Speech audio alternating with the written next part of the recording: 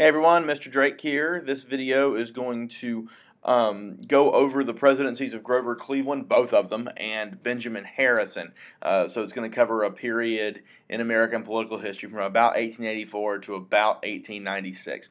One thing this video will not go over is populism or issues with farmers, at least not in large detail. That'll be for another day. This is going to talk about the economic and political climate of the 1880s and 1890s, especially as it relates to tariffs and role of the government.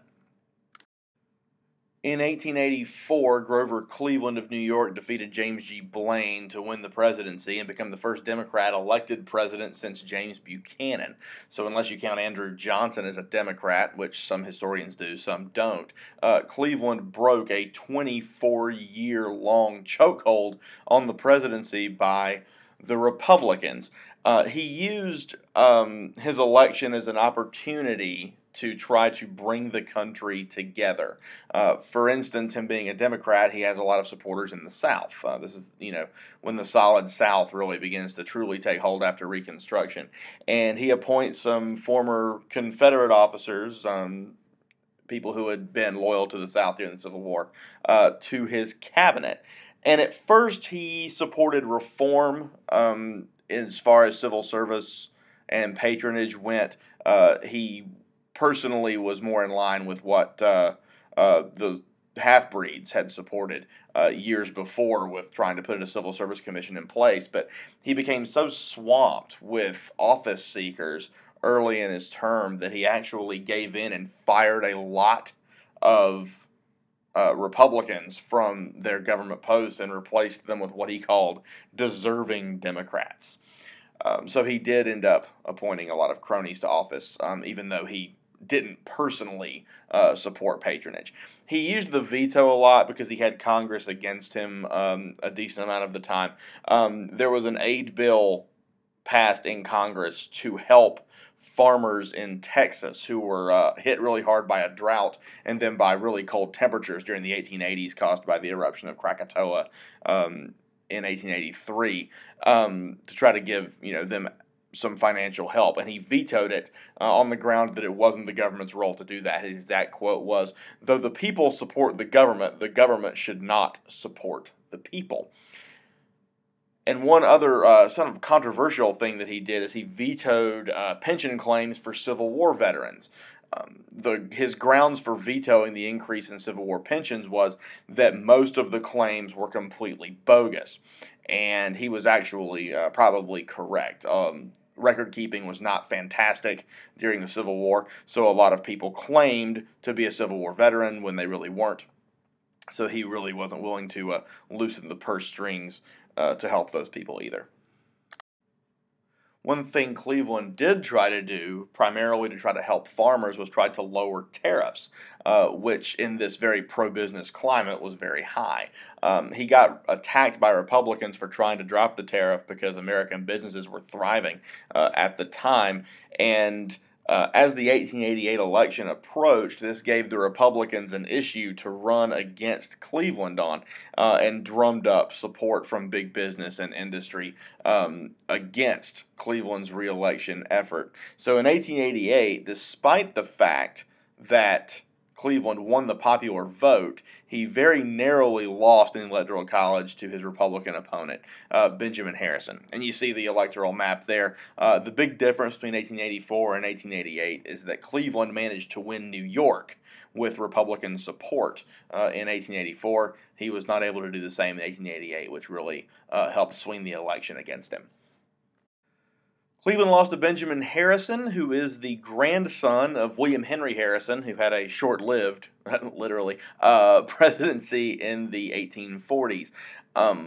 The Republicans also had a very small advantage in Congress as Harrison assumed office in 1889, so they used that opportunity to pass a lot of bills they had tried to get through under Cleveland but weren't able to do so. The spending by this Congress led to them being known as the $billion-dollar Congress. They spent a lot of money. They just made it rain pensions on Civil War veterans, for instance, and expanded whom could receive those pensions to widows and children of veterans. So basically, anyone who made a claim and could in any way prove they were a Civil War veteran had a pretty good windfall in the form of a government paid for pension there. They also passed the McKinley Tariff in 1890, written by Ohio Congressman and future U.S. President William McKinley, which raised the tariff rates to the highest they ever were in American history, a tax rate of 49% on traded goods.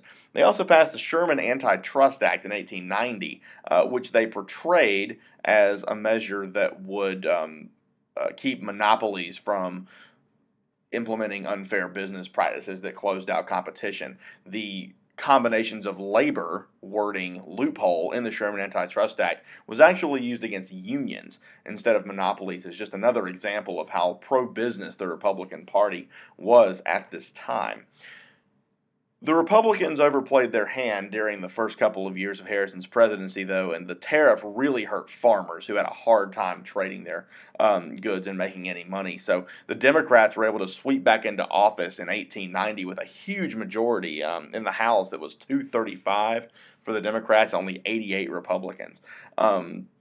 This included 10 members of a new group called the Farmers Alliance, which are going to play a pretty big role later on.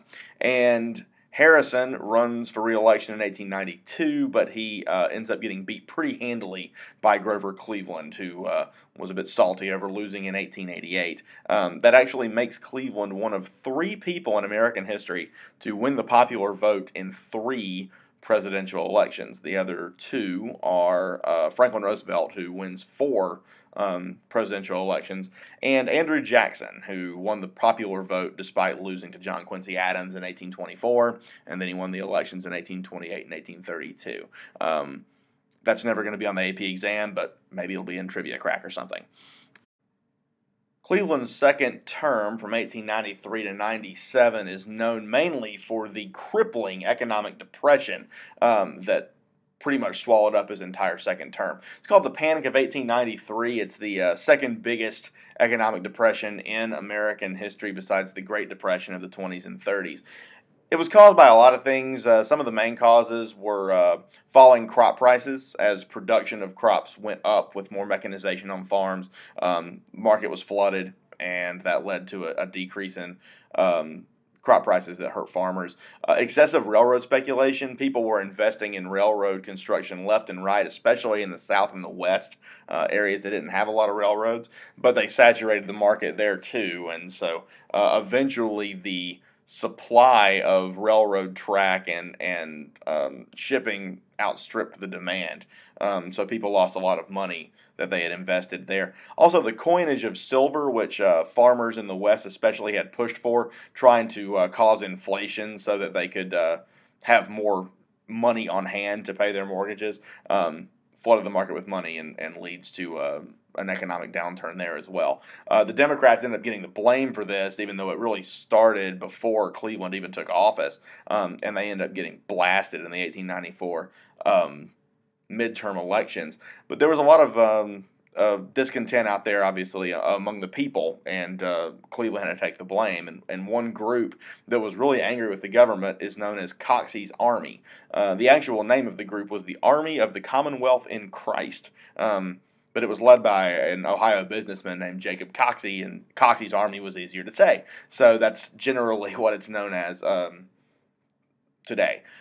It was a group of thousands of businessmen, or unemployed people, I should say, that descended on Washington, D.C. in 1894 to air their grievances about, the high unemployment and dire straits that they were in. And just as Jacob Coxey was about to give a speech on the steps of the U.S. Capitol in 1894, he and a lot of his followers were arrested for a trumped-up charge of walking on the grass at the U.S. Capitol, God forbid.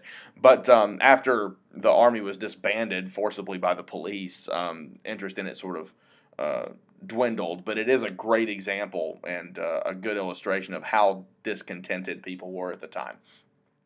And despite the fact that Cleveland was a Democrat, which was not as staunchly pro-business as the Republican Party at the time, it was Cleveland that used federal troops to put down the Pullman strike in 1894 after they had paralyzed most of the railroad traffic in the country.